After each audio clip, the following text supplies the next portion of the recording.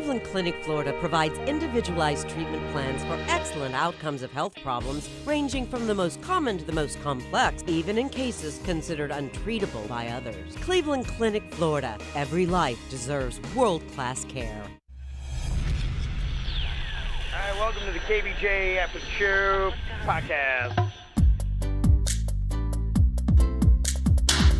Kevin's eyes look insane, but he's got new hair. Virginia is a witch, and she farts in her chair. Jason is a spaz who's got an old man's ass. Welcome to the After the Show Podcast. Well, hello. Happy Friday, everybody. Welcome to the KVJ After the Show Podcast. Weekend is upon us, yeah. Seems like more and more places are really starting to crank open, too. As that is going down, they're lifting restrictions all over the place. And in Palm Beach County, it's pretty much a free-for-all, baby. Go for it. They're all good. Sweet massages galore. Mm-hmm. Yeah, happy endings are back. Yeah. Those never went out. If you're getting a happy ending, that did not go out in the pandemic. You found a way. You did. If that's your kind of flavor. If that's your flavor, you found a way to get a hangy. Yeah, I was even checking on some of the stuff going on in Miami, and it seems like there are a lot of places, first time since the pandemic, are going to be cranking open this weekend. So, not necessarily all the way there, but throughout most of Florida, you're pretty much about all the way back for a lot of the things we like to do. There's still some things that are congregations of big crowds and concerts and whatnot that not quite there yet, but getting there. Love to see that. So, got some options. Unfortunately, it looks like we got a rainy weekend coming up. But, you know, you still have some good fun. Jason from the Pickle Squad said, here's a funny story. I was talking to one of my friends who was recently shopping at the Publix in Okeechobee with his girlfriend when they were approached by another couple who randomly asked them if they wanted to come back to their place for some drinks. Oh, boy. I mean, what are we doing? Okay. They were taken aback because they had never met this couple and had no idea who they were.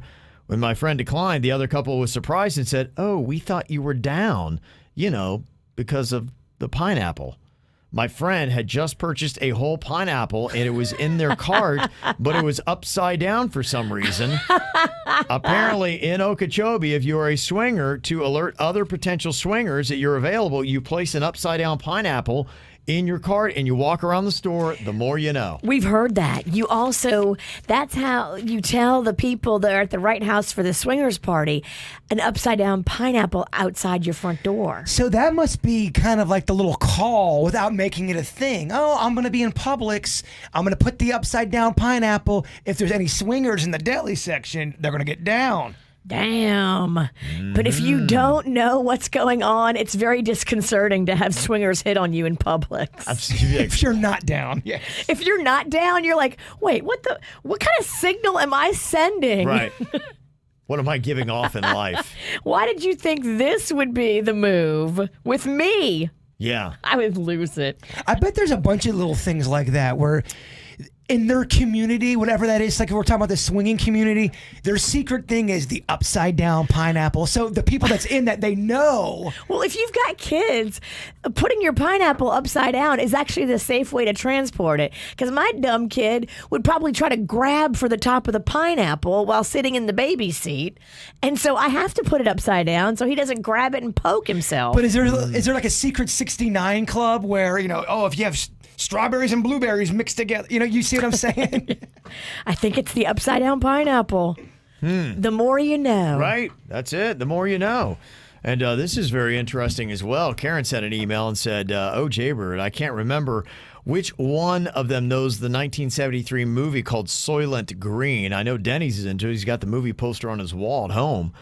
But I was at the grocery store and I saw this drink that was alarming. If you know what Soylent Green is, the movie from 1973, it was basically a food product they were giving to people, but it was made from people, and that was the end. Soylent Green, it's people. That's the big lie. The Charlton We've Heston been eating line. people. Yeah.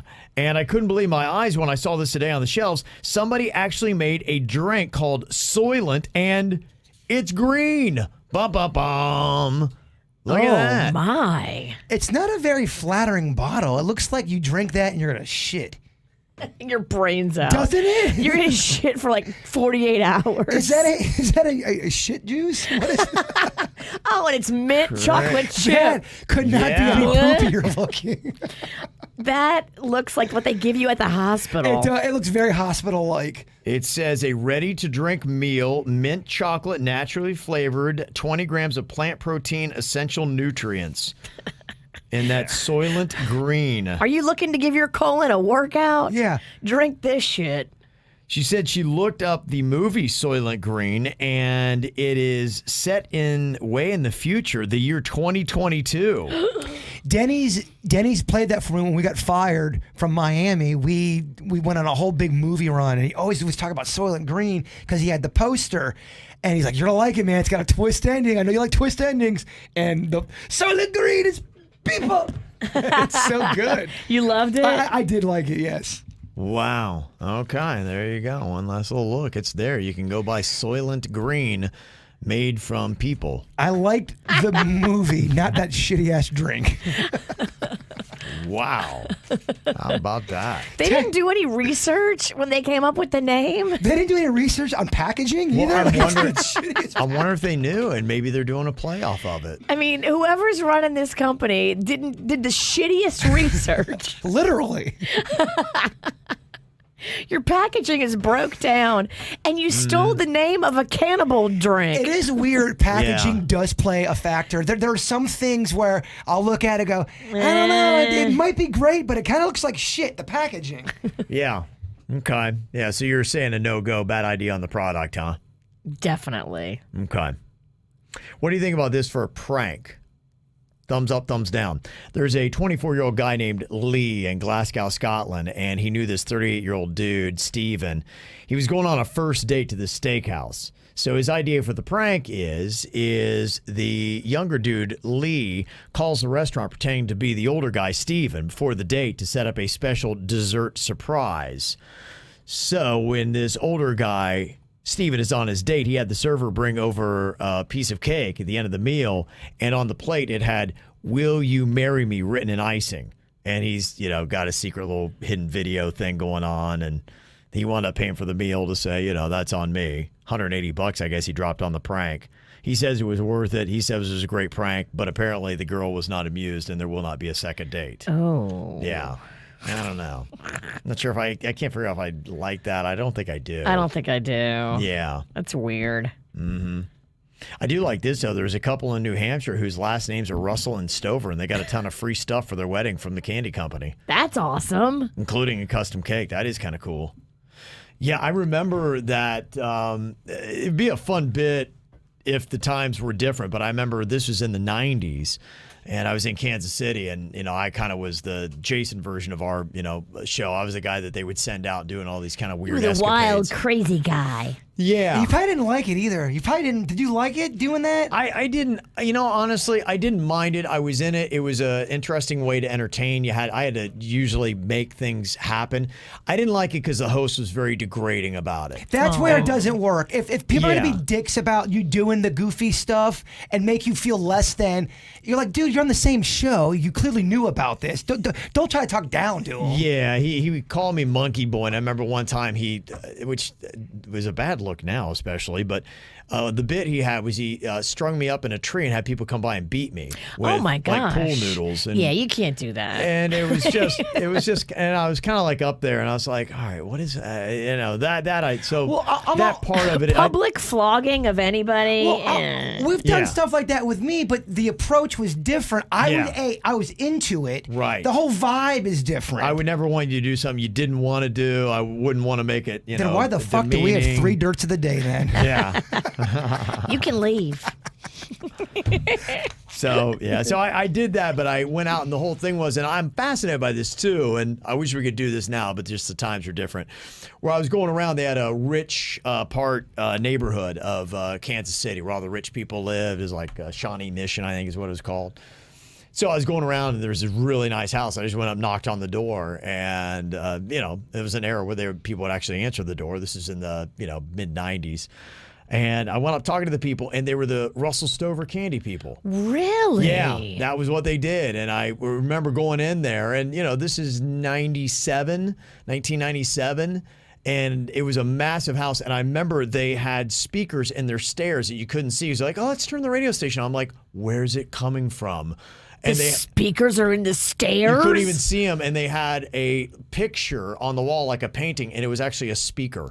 I mean, and this is 97. Yeah, back then, legit. It's good stuff. So I was like, wow. And I just remember being blown away. We wound up the whole time I was there in Kansas City. They would always send us candy and stuff like that. Oh, you need to rekindle that friendship. I know. It's been so long now. It's 22 years. Go knock on their door and see if they remember you. Yeah, I remember 22 years ago. I was much younger. I came by your place. And Russell Stovers, they're probably rich AF. it was a nice house. They seem to be doing okay for themselves. How hurt would you be if you did meet them again? They go, oh, hey, what's up, monkey boy? Good to see you. Yeah, I would expect it. You would go, ooh, ooh, That's what they knew me as.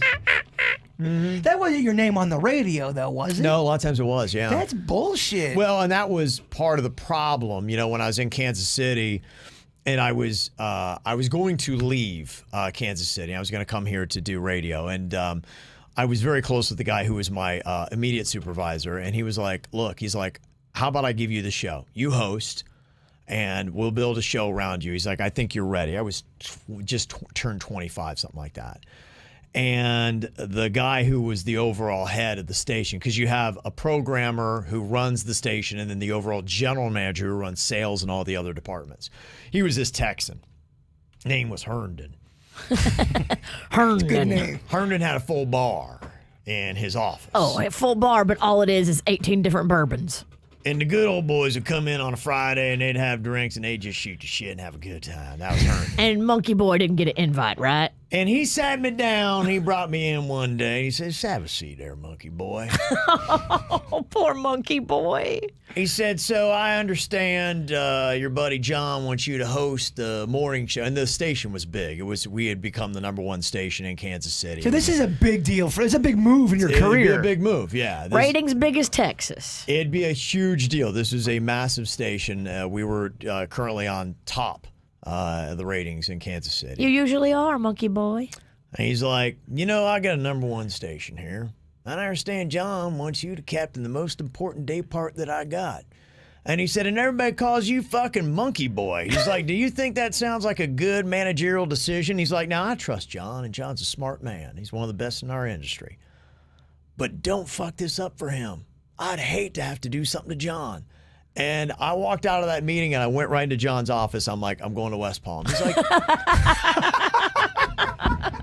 He's like, why? He's like, why would you? And I'm like, because I can't do that to you. I'm like, I'm going to suck. I'm like, I've never hosted a show. I'm like, it's not going to be good, man. I'm like, I need to go. Cut my teeth. Yeah, I need to learn how to do this. I'm like, I can't do that to you because if I go here and I fail on this, I'm not just killing myself. I'm like, it was kind of veiled to me that like you take a bullet too. And you knew John's wife and kids. I didn't know. I didn't know what Herndon was capable of because he drank and he was unpredictable and he was a Texan.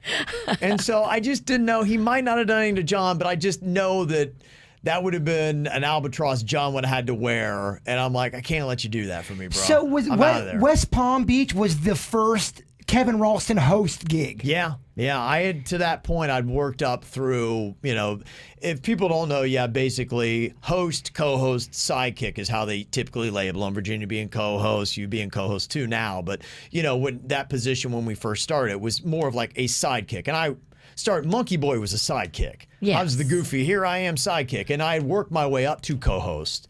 I was co-hosting the show, and at that point, I was with the guy who showed up 5 minutes before the show started, and he would say the name of the radio station, then point at me, and then I would have to do all the work. That's why I went to John, who was I'm like, dude, I think I could say the name of the station. I really think I could do this. I'm like, the only thing I'm not doing is saying the name of the radio station, but I'm like, I feel like I could get that part down.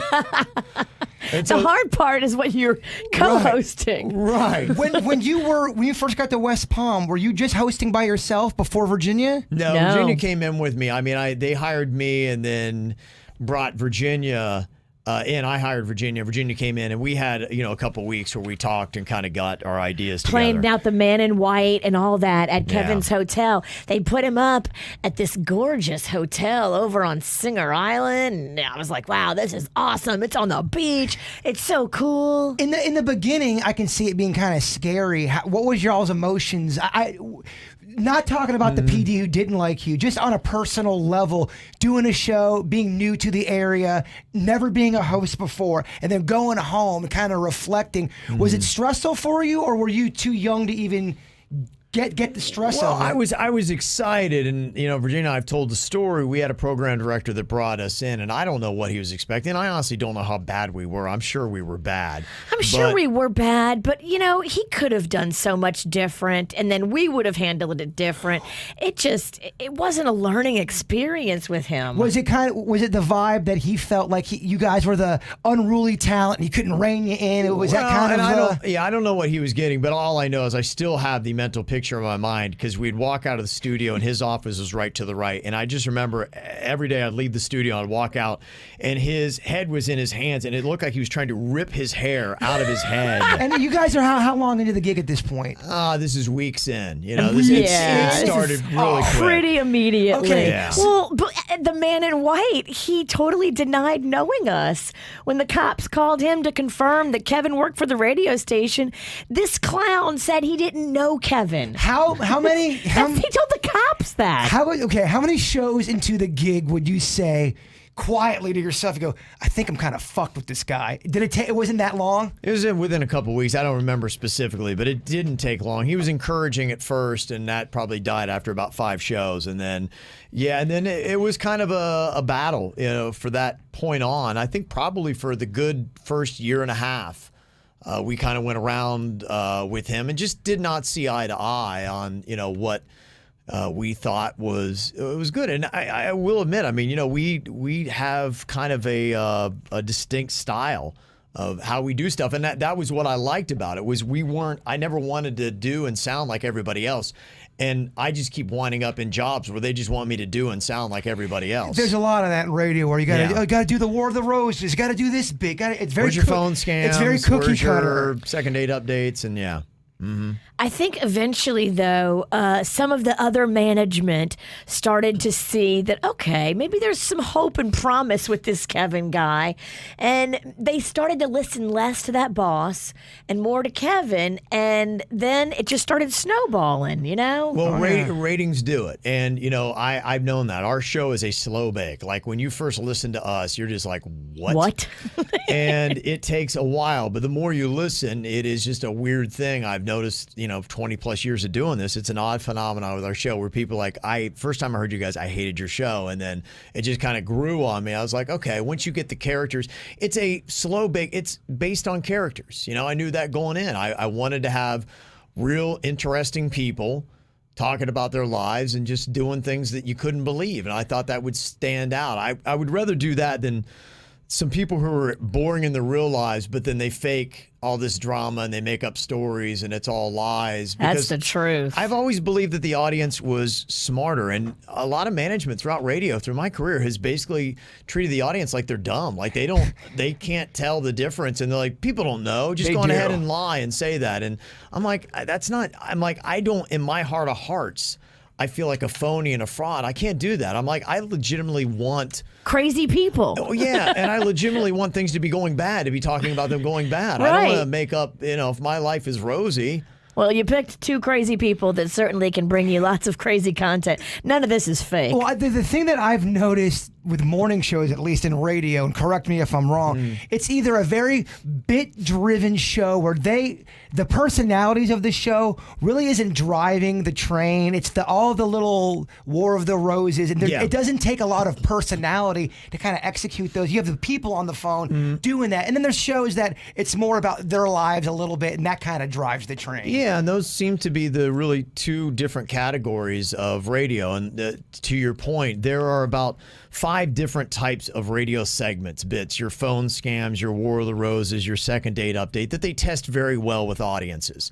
And, they're generically great. Yeah, exactly. And it's, what they are. And that's just, what they do. And that's no knock on them. It's just, I'm not good at doing that kind of radio. It would be boring. Yeah, it wouldn't. I don't want to be bored doing this. I want to be challenged. I want to try to always, Let's spice it up and punch him in the dick. Yeah. I'll always want to go personality instead of, the other stuff, because I trust y'all.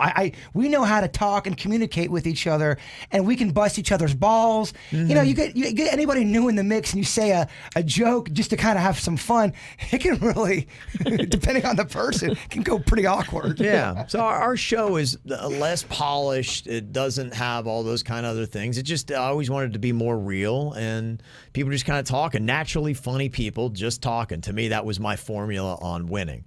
And like I said, that's tougher because they're like, you talked over 90 seconds and apparently people don't laugh when something goes over 90 seconds. Like, does it stop being funny? Or well, that is just a person that was making up their own shit just to shut you guys up. That guy would go, well, your LPMs are down. And we're like, what's LPM? Laughs per minute. He would sit and count. He would, with this little system where he would do 4 lines and then a line through those. Oh, okay. Your laughs per minute were off. Okay, so if you're reading an email about someone with cancer, where those laugh per minutes, fuck's face, there's different levels of emotion other than just straight up laughing. Mm-hmm. Yeah. He was rough. That's what sucks sometimes. And you see it in sports, you see it in school, where someone is in charge. And they think they know more than the people that actually know what the fuck they're doing. Yeah. That's tough. Yeah. So it is a challenge. Sean in the chat room was saying, it's like the War of the Roses and the Second Date Update, is all that stuff fake? I don't know what every show does with it. I just know that radio shows in Florida, that you have to let somebody know that they're on the radio before you put them on. You can't surprise them and go, oh, the flowers are from him. And then they find out on the air because that's illegal. Right, we would get sued to death on that. My question is, nobody knows that you shouldn't take the flowers, and that nobody knows that now? Well, they don't know by now. Yeah, oh, yes. Oh, you know what? I was going to give it to my wife, but let me give it to the girl mistress that I'm having sex with, Gloria. Gloria, what? Yeah. And so I don't know. In other states, it might be different. I don't know how they execute it. I've never. But you got to clear it with people before they go on the air. You can't just be like, surprise. Well, even the thing we do bits with. I forget what the name of it, but we had the dad on. You have to talk with the daughter. Sometimes we have to pre-record them to make sure they're tell good. them ahead of time this is going to be broadcast on the radio. So the dad doesn't know exactly what's going on, but he knows he's going to be broadcasted live, and that's how we legally get away with it. Right? Yeah. Once they know, it's okay, and that's so the bits that we do pretty much where the people know, and if there's ever a person that doesn't know, it's like we're just kind of hoping they don't find out. So, so you ride her till she bucks you, Ken. Yeah, that's kind of it. So that's how we do that. Let me see some of the other questions. Lyra said, how do you guys rank in South Florida? We don't talk about ratings often. I don't like doing that, but we're the #1 show. We do very well here, and we love South Florida, and luckily South Florida loves us. That's why we can't leave. It's like we've been here a while. We just love staying here. Yeah. We learned that this town loves longevity because we watched people that came before us that had long careers in this town. Yeah. And that was exciting to think that, okay, if you stick it out here, you get rewarded with great ratings, and thank God we have. Yeah. And it's nice. And like I said, it takes a while to introduce a new show, and that's tough to do. And thankfully, does. I wouldn't want to be anywhere else. I remember when we first got down to Miami, and then we found out that they weren't going to really be getting a clean feed up in the West Palm Beach area, and just knowing that people, A, were pissed off that we left, and B, it was a brand new audience, and just getting new messages. Who the fuck are these dipshit?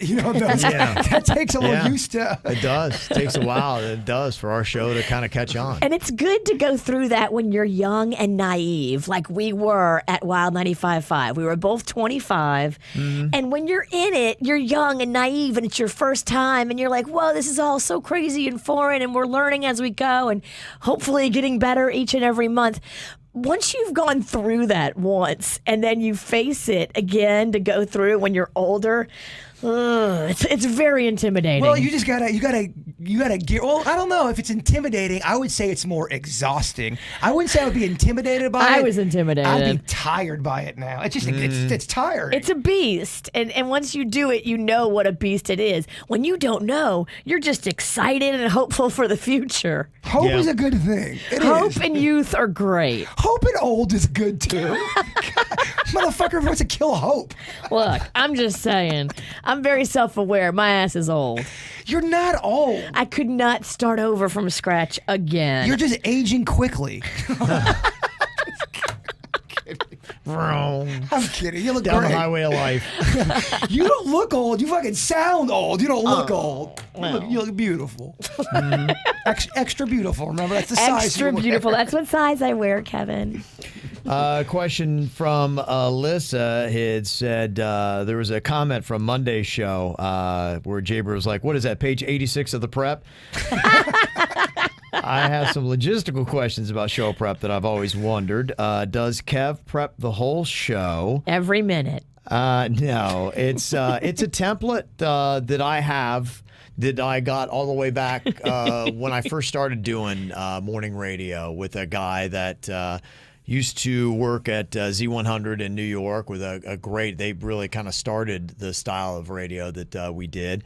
And so he kind of showed me the template, and I took the template from him and, passed it off to other people. But yeah, I mean, I've sent it to listeners before to look at it, and it's got everything very organized. That's why I love it. It's just everything is very anally organized by categories, and you can see what's coming up on the show. And throughout the show, I'm changing things around based on the feel and what's working and what I feel like might work in that moment. And so, it's kind of a loose structure. And you never know, because you come in here and then all of a sudden there's a meltdown and you're like, okay, that fun little bit we were going to do, that doesn't feel right here. It's tough to be goofy when me and Virginia just had a fucking fight. Yeah, so you're like, okay, let me try to. That's always the worst. But make no mistake about it. There's a ton. I mean, today's prep is 42 pages long. I was kidding when I said that about the 89. Yeah. It was really on page 14. 42 is a lot. Is that what it is, Kevin, 42? 42 is today. And Okay. It speaks to Kevin's psyche. So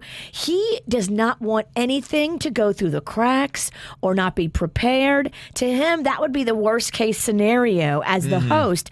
And as a co-host, I mean, that's a beautiful thing because Kevin is ready. He's ready for anything. If y'all told him he had to go till noon, this bitch could go. We could go to noon, He could totally go to noon every day, any day. And that's a very safe feeling for the rest of the people in the room. He loves doing 42 pages of prep and being ready. And just so people know, is a lot of the prep is, because it's a template, it carries over from one day to the next. So it has, instructions on how to do bits and all that kind of stuff. Ideas that didn't get used. Well, there you go, because there's times, if I send you something and it doesn't get talked about or whatever on the show that day or even the next day, you'll have it on page 83 ready to go. Yes, because, and I sit there and I look at that and I'm like, because it's about when things will fit too.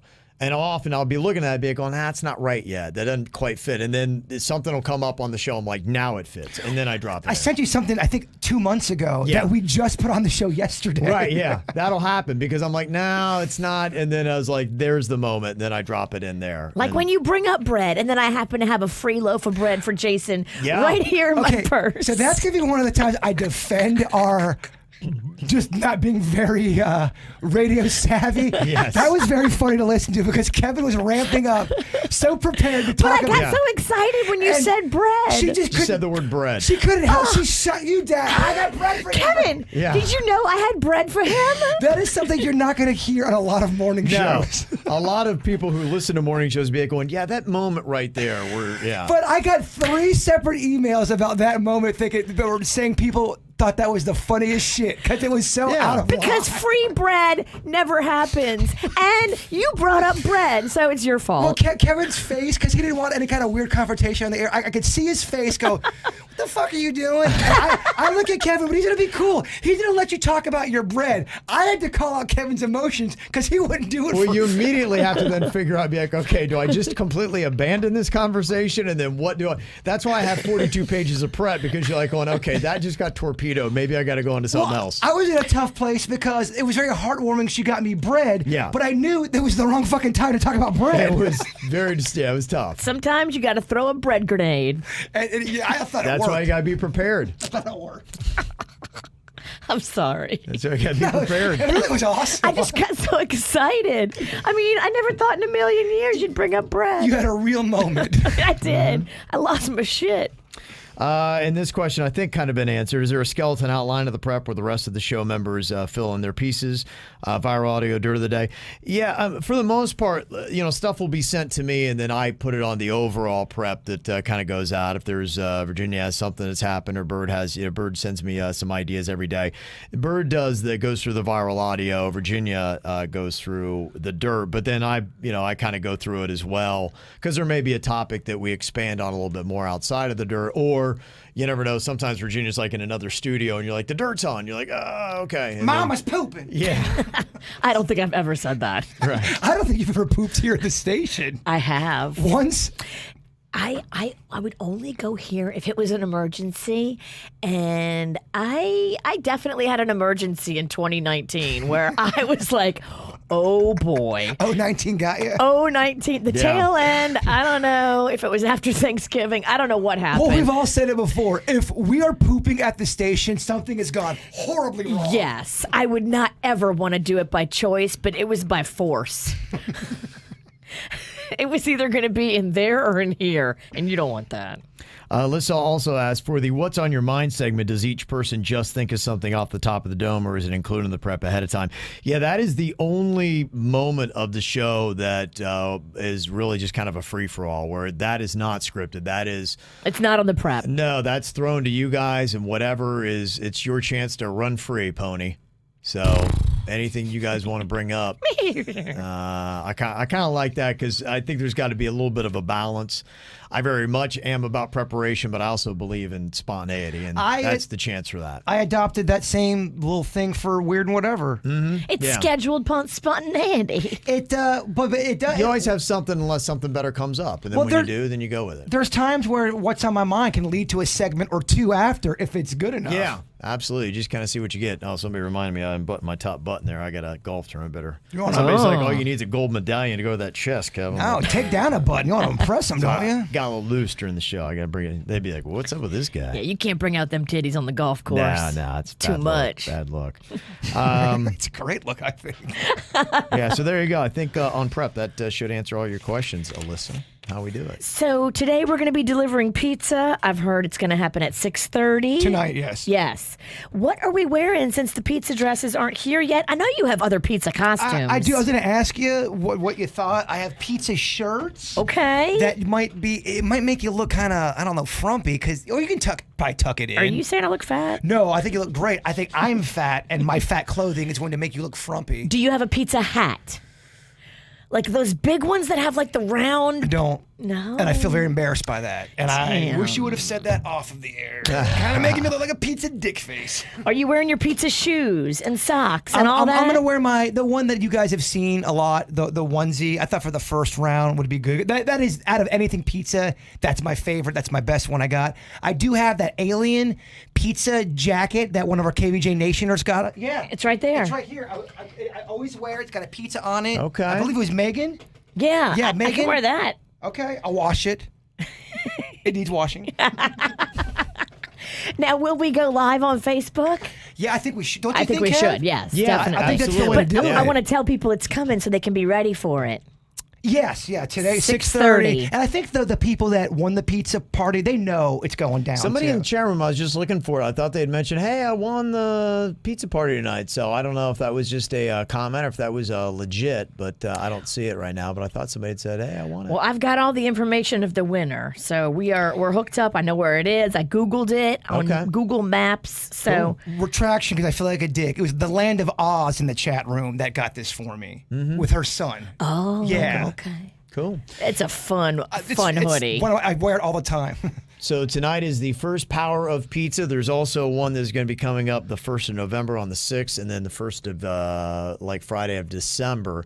So you can still go on ahead and win that pizza party with Doss Craft Beer and Pizza from Singer Island. Just download the mobile app or go to WRMF.com. And if you listen for 1 hour a day to the radio station, then you get an entry in there to get it. So that's how you do it. But if you listen to KVJ on the mobile app, wherever you're going, do an hour a day, then boom, it's a new entry. And the more entries, the more chances you have to win, the better chance. It logs your hours for you, so you don't have to do anything. Like Right. It just gives you like frequent flyer miles. It's Absolutely. awesome. It's very awesome. So there you go. So that's a good thing. Also, the KVJ Workday Grocery Giveaway. Congratulations to Kelly Rooks of Hollywood. She picked up $200 in free groceries today. If you're not signed up, you can still go to WRMF.com, do that, listen at 2 p.m. and 5 p.m., and we'll have another winner at 9 a.m. on Monday. So there you go. Sweet. All good stuff going into the weekend. So thank you all for being here and listening. Enjoy yourselves, and we'll see you on Monday, all right? All right. All right, cool. Later. Peace. Cleveland Clinic, Florida provides individualized treatment plans for excellent outcomes of health problems ranging from the most common to the most complex, even in cases considered untreatable by others. Cleveland Clinic, Florida. Every life deserves world-class care.